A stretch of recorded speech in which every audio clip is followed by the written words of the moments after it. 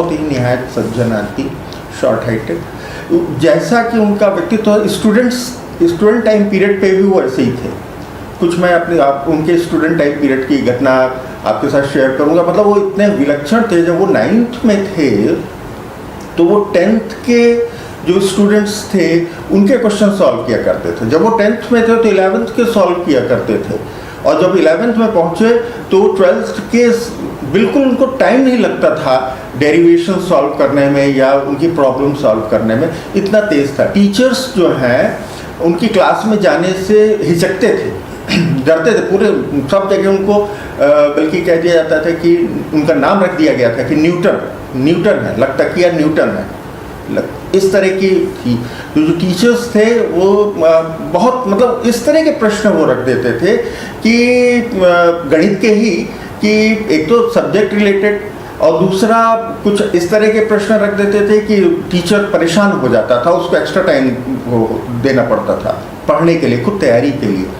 तो बल्कि वहाँ पे स्कूल में पैटर्न बन गया था कि लगता क्या कि क्लास जो गणित की लेगा उसको एक क्लास कम लेनी पड़ेगी, मतलब 2 पीरियड की जगह एक ही पीरियड लगता कि अगर चूँकि लेना है इसलिए वो उसको एक ही पीरियड मिलेगा।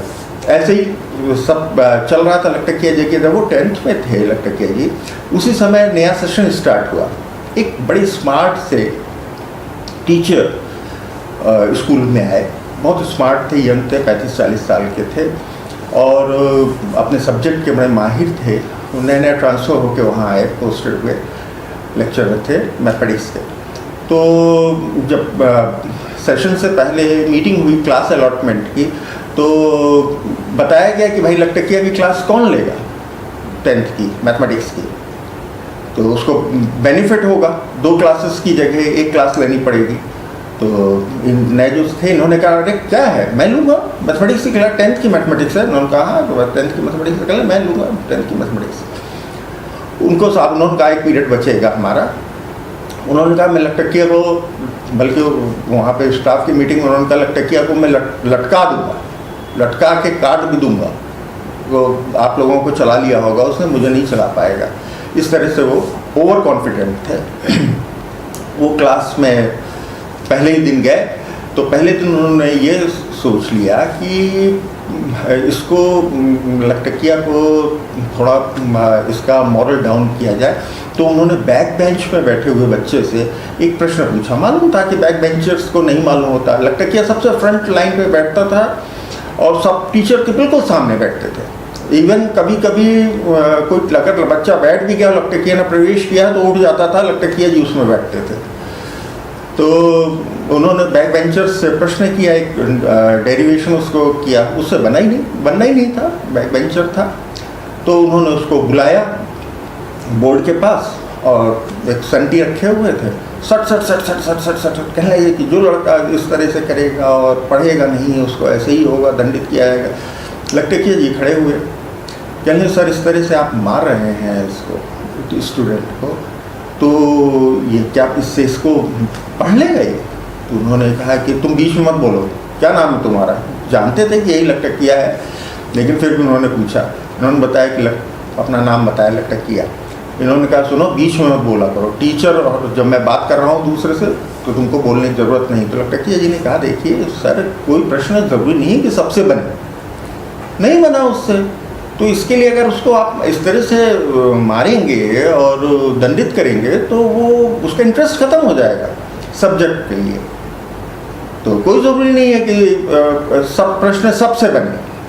कई बार कई लोग अच्छे टीचर्स से नहीं बनता है।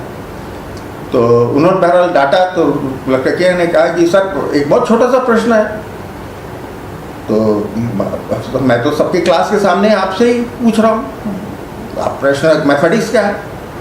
तो उन्होंने कहा टाइम पीरियड खत्म हो रहा है, कल पूछना मुझसे कौन सा प्रश्न है तुम्हारा। खैर नेक्स्ट डे हुआ, उन्होंने लटकिया पढ़ा क्या कहा कौन सा प्रश्न पूछ रहे थे तुम, पूछो। तो लटकिया ने कहा बहुत सिंपल प्रश्न है, ये हमारे दिमाग में बहुत दिन से आ रहा है सर। तो उन्होंने कहा ठीक है ये प्रश्न रखे रहो, जब क्लास का टाइम पीरियड ओवर होने लगे 3 मिनट बचेंगे तब बताना, 3 मिनट में मैं सॉल्व कर दूंगा। उन्होंने लगता है कि दिन कहा हाँ बहुत छोटा सा प्रश्न है सर, 2 ही 3 मिनट का है। तो उन्होंने कहा ठीक है। उन्होंने अपना पढ़ाया, क्लास ख़त्म होने वाली हुई तो लगता जाने लगे वो, तो लगता कि जी ने कहा सर मेरा प्रश्न, तो उन्होंने कहा बताओ। तो लगता कि जी ने कहा कि सर 1 रुपये में 100 पैसे होते हैं और 100 पैसे 10 × 10 पैसा होता है। टीचर ने कहा कि हाँ होता है, क्या दिक्कत है उसमें। तो कह ले सर 10 पैसा जो है 1/10 रुपये के बराबर होता है, और उनका हाँ होता है।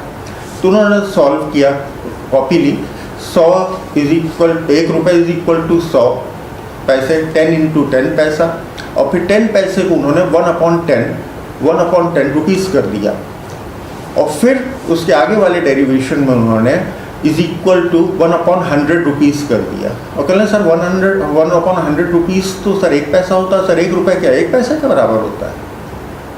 अब टीचर ने इधर उधर खोजने के प्रश्न किया और ये किया, और अचानक पूछ लिया था उन्होंने, और कहने कि इसका जवाब मैं कल दूंगा, और वो निकल गया।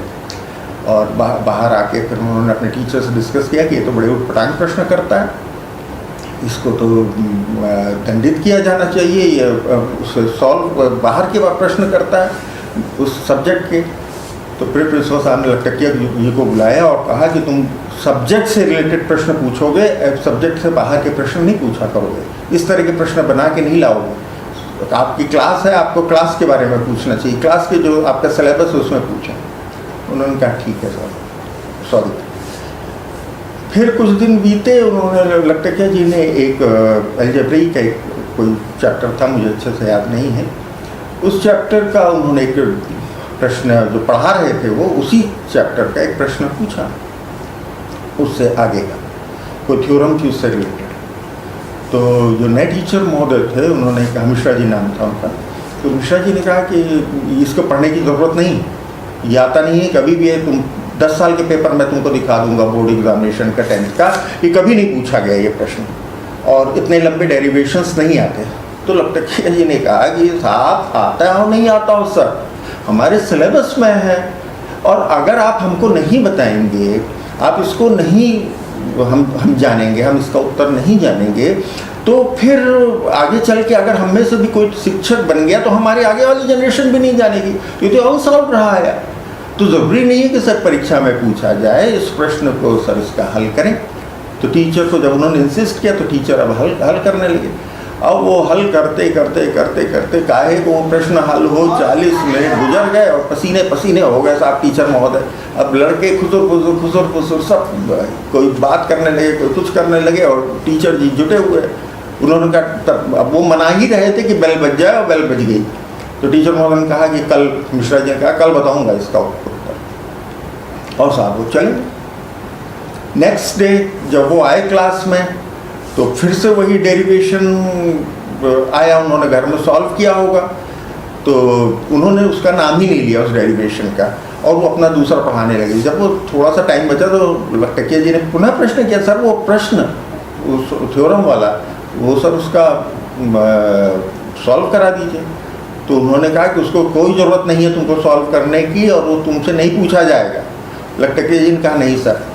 उन्होंने फिर उसको थोड़ा सा किया, 10 मिनट तो बचे ही थे, उसको कहाँ सॉल्व होना था। इसी तरह से करते करते 5-6 दिन निकले और वो टीचर हार गए बिल्कुल।